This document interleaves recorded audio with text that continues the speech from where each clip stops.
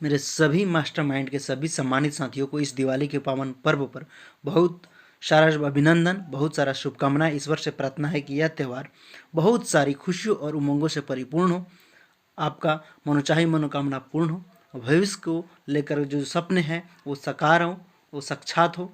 आप सभी साथियों को हैप्पी दिवाली।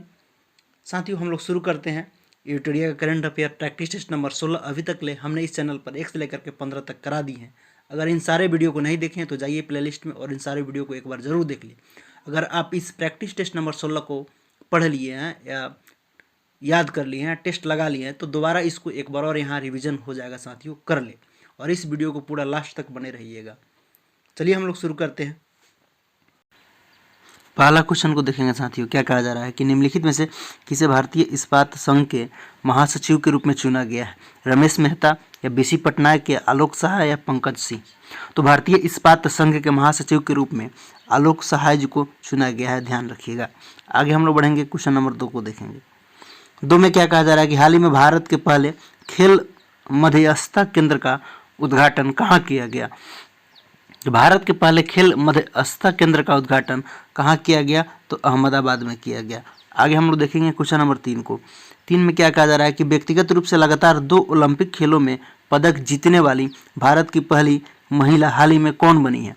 तो व्यक्तिगत रूप से लगातार 2 ओलंपिक खेलों में पदक जीतने वाली भारत की जो है पहली महिला पीवी सिंधु बन गई, इसको ध्यान रखिएगा।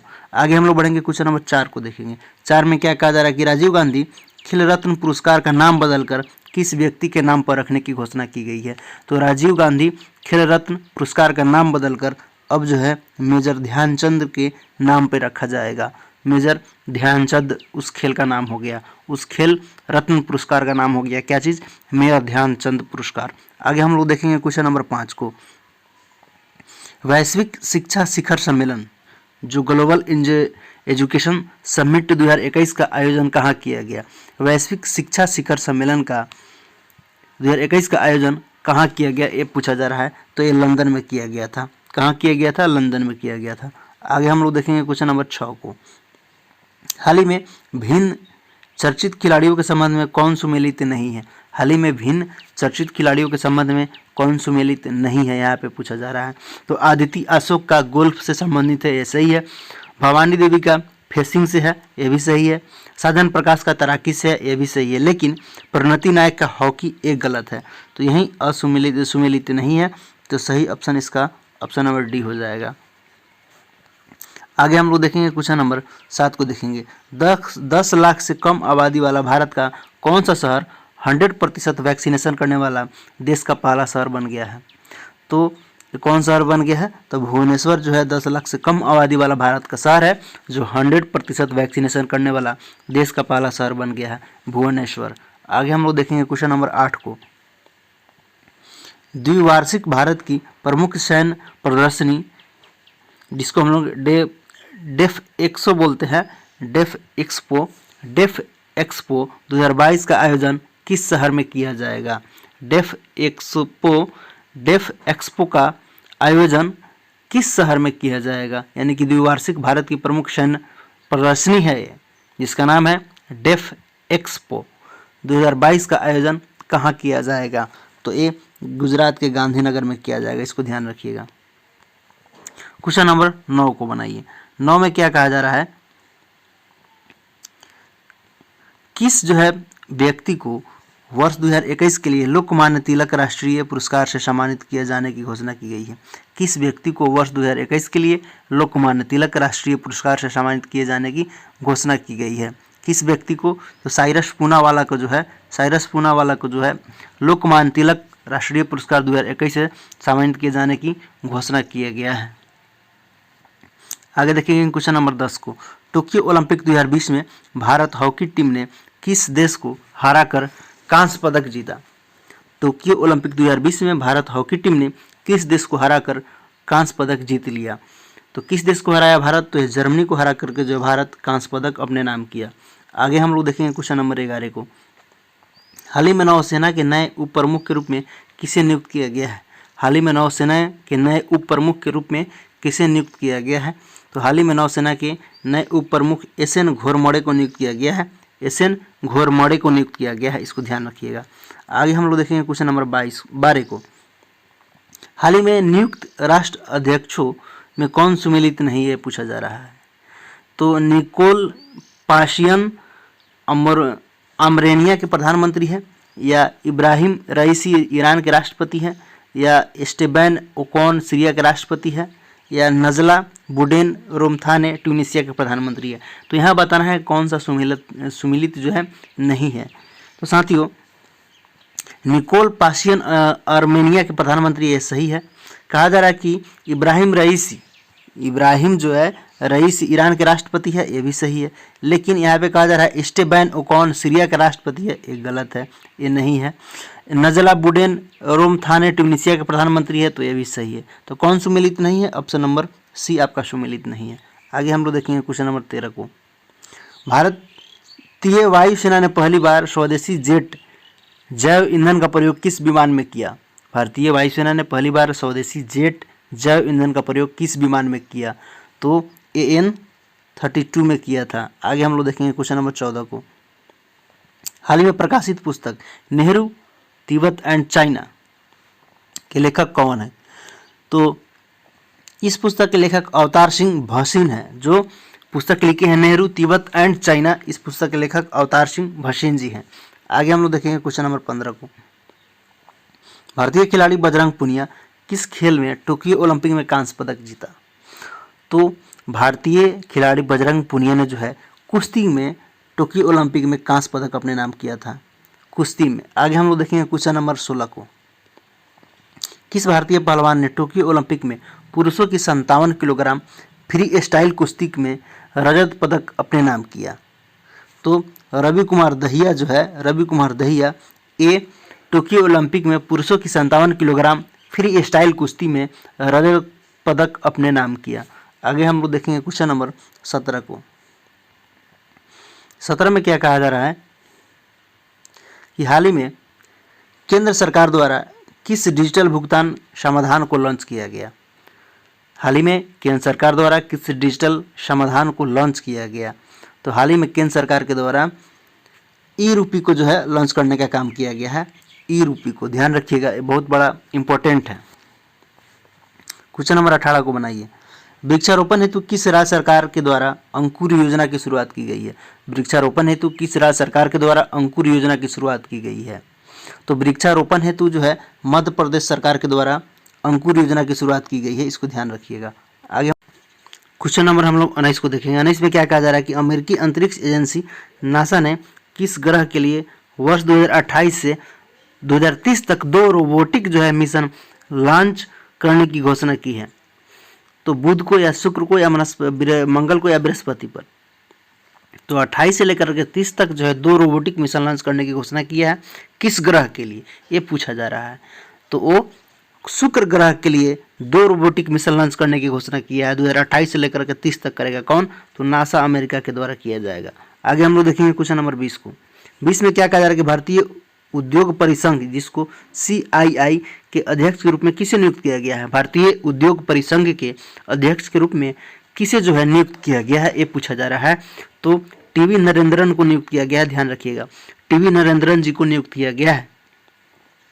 क्वेश्चन नंबर हम लोग 21 को बनाएंगे। 21 में क्या कहा जा रहा है कि राष्ट्रीय सांख्यिकी कार्यालय जिसको NSO बोलते हैं के आंकड़ों के अनुसार भारतीय अर्थव्यवस्था में वित्त वर्ष 20 से 21 में कितने प्रतिशत की गिरावट आई है?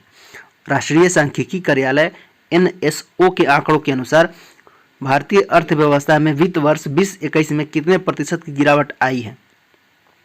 तो ये 7.3% की गिरावट आई है, इसको ध्यान रखिएगा। आगे हम लोग देखेंगे क्वेश्चन नंबर 22 को। 22 में क्या कहा जा रहा है कि वर्ष 2020 में पद्म विभूषण से सम्मानित किस देश के पूर्व प्रधानमंत्री अनिरुद्ध जगन्नाथ का 91 साल की उम्र में 3 जून को निधन हो गया? तो मॉरिशस के क्या थे? मॉरिशस के जो है पूर्व प्रधानमंत्री थे कौन? अनिरुद्ध जगन्नाथ, जो 91 साल की उम्र में 3 जून को निधन हो गया, इनका ध्यान रखिएगा। तो ये पद्म विभूषण से भी सम्मानित थे, तो मॉरिशस के प्रधानमंत्री थे। आगे हम लोग देखेंगे क्वेश्चन नंबर 23 को। 23 में क्या कहा जा रहा है? किस राज्य सरकार द्वारा उद्यमियों को चिकित्सा प्रौद्योगिकी के क्षेत्र में अपने विचारों का परीक्षण करने हेतु एक प्लेटफॉर्म प्रदान करने के लिए प्रोजेक्ट तेज लॉन्च किया गया। किस राज्य सरकार के द्वारा उद्यमियों को चिकित्सा प्रौद्योगिकी के क्षेत्र में अपने विचारों का परीक्षण करने हेतु एक प्लेटफॉर्म प्रदान करने के लिए प्रोजेक्ट तेज लॉन्च किया गया? महाराष्ट्र या आंध्र प्रदेश या तेलंगाना या तमिलनाडु? तो तेलंगाना सरकार के द्वारा जो है प्रोजेक्ट तेज लॉन्च किया गया था, इसको ध्यान रखिएगा, तेलंगाना। आगे हम लोग देखेंगे क्वेश्चन नंबर 24 में क्या कहा जा रहा है कि अरब सागर के क्षेत्र से भारत के पश्चिमी तट को प्रभावित करने वाला उष्णकटिबंधीय चक्रवात, जिसको हम लोग ताउते के नामकरण किस देश ने किया? ताउते चक्रवात का नामकरण किस देश ने किया, ये पूछा जा रहा है। तो ताउते चक्रवात का जो है नामकरण ये म्यांमार देश ने किया था, इसको ध्यान रखिएगा, म्यांमार। आगे हम लोग देखेंगे क्वेश्चन नंबर 25 में क्या कहा जा रहा है कि किस राज्य सरकार द्वारा ताज़ी सब्जियों को होम डिलीवरी के लिए मोमा मार्केट ऑनलाइन एप्लीकेशन जारी किया गया है? मोमा मार्केट जो है ऑनलाइन एप्लीकेशन जारी किया है, जिसके तहत जो है ताज़ी सब्जियों को डिलीवरी मिलेगा आप लोगों तक। तो कौन सा राज्य सरकार द्वारा ने इसको चालू किया है, लॉन्च किया है? तो ये मणिपुर जो है राज्य सरकार के द्वारा चालू किया गया है, इसको ध्यान रखिएगा। आगे हम लोग देखेंगे क्वेश्चन नंबर 26 काफ़ी इंपॉर्टेंट है। कहा जा रहा है कि यहाँ पे सुमेलित कीजिए, इसको ध्यान रखिएगा। सुमेलित करना है प्रधानमंत्री और राष्ट्रपति के बीच। गिलर्मो लासो स्वीडन के प्रधानमंत्री है, या अंतोले मार्कोसो सीरिया के राष्ट्रपति है, या बशर अल असद कांगो गणराज्य के प्रधानमंत्री है, या स्टीफन लोफवेन इक्वाडोर के राष्ट्रपति हैं? तो यहाँ पे सुमेलित करना है, तो बताइए गिलर्मो लासो जो है ये इक्वाडोर के जो है राष्ट्रपति है, इसको ध्यान रखिएगा, समझे? ये कहाँ के हैं? तो इक्वाडोर के राष्ट्रपति जी हैं। और अनातोले जो है मोकोसो ये कांगो गणराज्य के प्रधानमंत्री है। और बशर अल असद जो है ये सीरिया के राष्ट्रपति है।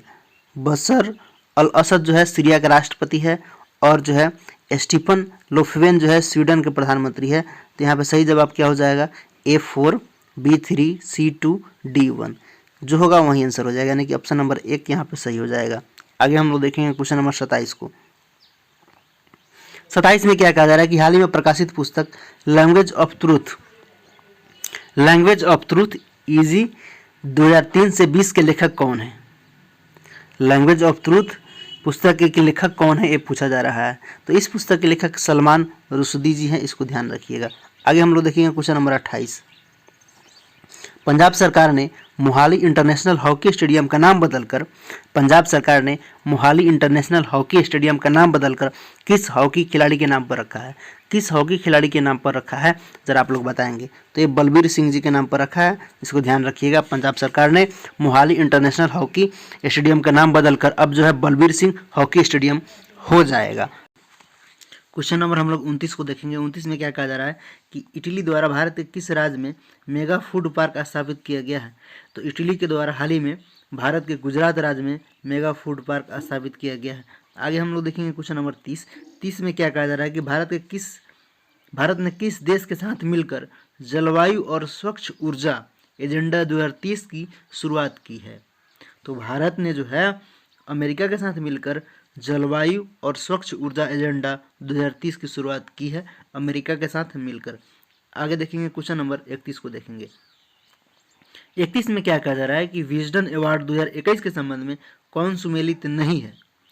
तो यहाँ पे जो है 2010 के दशक का अवार्ड विजडन विराट कोहली के दिया गया है, एकदम सही है, ये भी स्टेटमेंट सही है।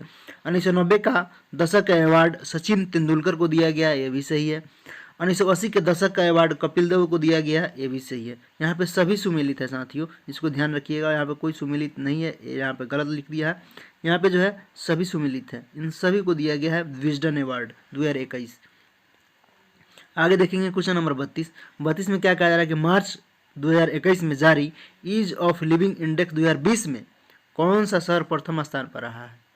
ईज ऑफ लिविंग इंडेक्स 2020 में कौन सा शहर जो है प्रथम स्थान पर रहा है? तो ये है बेंगलुरु, इसको ध्यान रखिएगा, बेंगलुरु। क्वेश्चन नंबर 33 को बनाइए।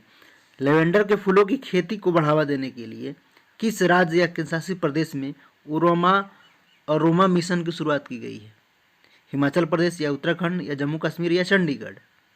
तो हाल ही फिलहाल में जो है जम्मू कश्मीर राज्य सरकार के द्वारा जो है अरोमा मिशन की शुरुआत किया गया है, जिससे लेवेंडर की फूलों की खेती में और वृद्धि हो, इसलिए अरोमा मिशन की शुरुआत किया गया है जम्मू कश्मीर सरकार के द्वारा। आगे हम लोग देखेंगे क्वेश्चन नंबर 34 में क्या कहा जा रहा है कि हाल ही में भारत ने किस देश के साथ पनडुब्बी बचाओ सहयोग समझौता पर हस्ताक्षर किया है। पनडुब्बी बचाओ सहयोग समझौता पर हस्ताक्षर किया है कौन सा राज्य सरकार, ये पूछा जा रहा है। तो ये सिंगापुर देश के द्वारा जो है समझौता किया गया है पनडुब्बी बचाओ, इसको ध्यान रखिएगा। भारत के साथ मिलकर पनडुब्बी बचाओ सहयोग समझौता पर हस्ताक्षर कौन किया है, तो सिंगापुर। आगे हम लोग देखेंगे क्वेश्चन नंबर 35 में क्या कहा जा रहा है कि किस राज्य में स्थित जुक्कू घाटी में हाल ही में आग लगने की घटना हुई है।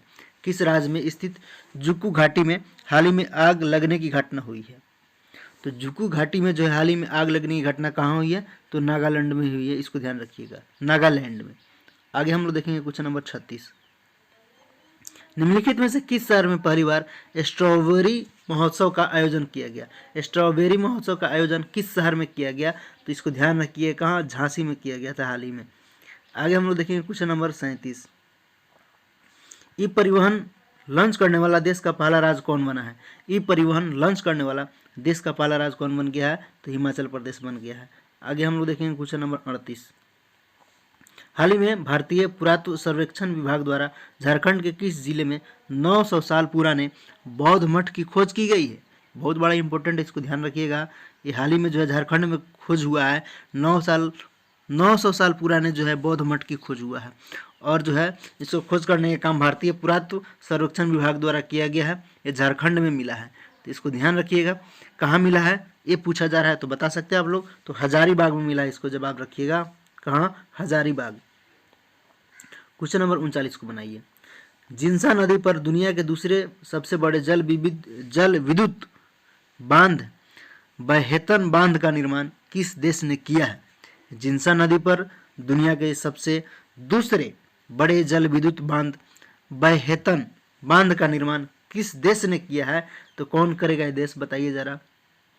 तो चीन ने किया, इसको ध्यान रखिएगा, चीन ने किया है सबसे बड़ा बांध। आगे हम लोग देखेंगे क्वेश्चन नंबर 40 को। किस मंत्रालय द्वारा डीप ओशन मिशन की शुरुआत की गई है। किस मंत्रालय के द्वारा डीप ओशन मिशन की शुरुआत किया गया है हाल ही में, तो बताइए साथियों, किस मंत्रालय के द्वारा, तो पृथ्वी विज्ञान मंत्रालय के द्वारा जो है, पृथ्वी विज्ञान मंत्रालय के द्वारा जो है डीप ओशन मिशन की शुरुआत की गई है। आगे हम लोग देखेंगे क्वेश्चन नंबर 41। कहा जा रहा है कि वैश्विक शांति सूचकांक 2021 के संबंध में कौन सा कथन सही नहीं है। तो 21 के संबंध में बताना है, लेकिन यहाँ पे देखिए ऑप्शन में क्या दे रखा है, इसमें जो है प्रथम स्थान जो है आइसलैंड को प्राप्त हुआ है। इसमें जो है प्रथम स्थान जो है आइसलैंड को प्राप्त हुआ है, एकदम सही है। अब जो है कह रहा है दूसरा में भारत को जो है 135 स्थान प्राप्त हुआ है, ये भी सही है। लेकिन कह रहा है 20 में भारत का स्थान 144वां था, ये गलत है, 139 था, इसको ध्यान रखिएगा। तो गलत तो यहीं पे हो जाएगा, यानी कि ऑप्शन नंबर 3 इसका गलत है, बाकी दो सही है। क्वेश्चन नंबर 42 को बनाइए। 42 में क्या कहा जा रहा है मित्रों कि किस राज्य ने जो है दुनिया का पहला जेनेटिकली मॉडिफाइड रबर का फर्म परीक्षण शुरू किया है। किस राज्य ने, ये पूछा जा रहा है। तो ये जो है असम राज्य सरकार ने जो है दुनिया का पहला जेनेटिकली मॉडिफाइड रबर का फर्म परीक्षण शुरू किया है असम सरकार के द्वारा। आगे हम लोग देखेंगे क्वेश्चन नंबर 43। ओलंपिक खेलों में भाग लेने वाली दुनिया की पहली ट्रांसजेंडर एथलीट लॉरेल हार्वर्ड का संबंध किस देश से है। दुनिया की पहली ट्रांसजेंडर एथलीट लॉरेल हार्वर्ड का संबंध किस देश से है, ये पूछा जा रहा है। तो लॉरेल हार्वर्ड जो है कहाँ की थी, न्यूजीलैंड की थी, इसको ध्यान रखिएगा। क्वेश्चन नंबर 44 को बनाइए। 44 में क्या कहा जा रहा है कि केंद्र सरकार ने किस केंद्र शासित प्रदेश में हाइड्रोकार्बन परियोजना के प्रस्ताव को मंजूरी दी है। केंद्र सरकार ने किस केंद्र शासित प्रदेश में हाइड्रोकार्बन परियोजना को प्रस्ताव को मंजूरी दिया है, ये पूछा जा रहा है। तो किस में, तो पुदुचेरी सरकार ने जो है हाइड्रोकार्बन परियोजना प्रस्ताव को मंजूरी दे दी है, पुदुचेरी सरकार ने। आगे हम लोग देखेंगे क्वेश्चन नंबर 45 में क्या कहा जा रहा है कि पैरा ओलंपिक खेलों में दिव्यांगजनों को प्रोत्साहन करने के लिए किस मंत्रालय द्वारा दिव्यांग खेल केंद्र की स्थापना की जाएगी?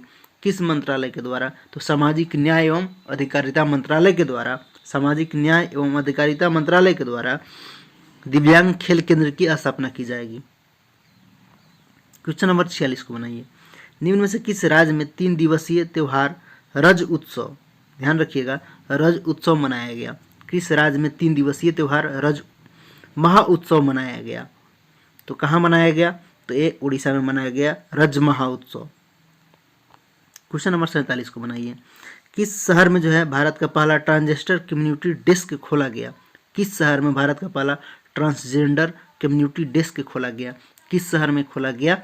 तो बताएंगे साथियों, ये हैदराबाद में खोला गया है। क्वेश्चन नंबर 48 को बनाइए। कौन 28 ग्रैमी पुरस्कार अपने नाम करने वाली प्रथम महिला बन गई है? कौन 28 ग्रैमी पुरस्कार अपने नाम करने वाली प्रथम महिला बन गई है? तो 28 ग्रैमी पुरस्कार अपने नाम करने वाली प्रथम महिला कौन बन गई है? तो बियोंसे बन गई है। इसको ध्यान रखिएगा, बियोंसे जी, बियोंसे। क्वेश्चन नंबर 49 को बनाइए, जो कि टोक्यो ओलंपिक से है। कहा जा रहा है कि टोक्यो ओलंपिक 2020 स्वर्ण पदक जीतने वाले नीरज चोपड़ा का संबंध किस खेल से है? तो टोक्यो ओलंपिक 2020 स्वर्ण पदक जीतने वाले नीरज चोपड़ा का संबंध जैवलिन थ्रो से था, यानी कि भाला फेंक। आगे हम लोग देखेंगे क्वेश्चन नंबर 50, इस सेट का लास्ट क्वेश्चन, अंत भला तो सब भला। कहा जा रहा है कि स्टार्टअप ब्लिंक द्वारा ग्लोबल स्टार्टअप इकोसिस्टम इंडेक्स 2021 में भारत का कौन सा स्थान प्राप्त हुआ है? 15वां या 17वां या 20वां या 22? तो क्या होगा जवाब साथियों? आप लोग जाइए इस क्वेश्चन का जवाब दीजिए, कमेंट बॉक्स में कमेंट कीजिएगा, आपके हमें आंसर का इंतजार रहेगा। वीडियो देखने के लिए और साथ देने के लिए बहुत बहुत धन्यवाद। हम फिर मिलते हैं नेक्स्ट वीडियो में। अभी तक आप इस चैनल को सब्सक्राइब नहीं किए हैं तो ज़रूर सब्सक्राइब कर लें और घंटी को दबा दें। और साथियों, आप लोग वीडियो देखते हैं लेकिन लाइक नहीं करते हैं, आपका एक लाइक हमें मोटिवेशन देता है, इसलिए कृपया करके आप लोग एक लाइक ज़रूर दें मित्रों। धन्यवाद।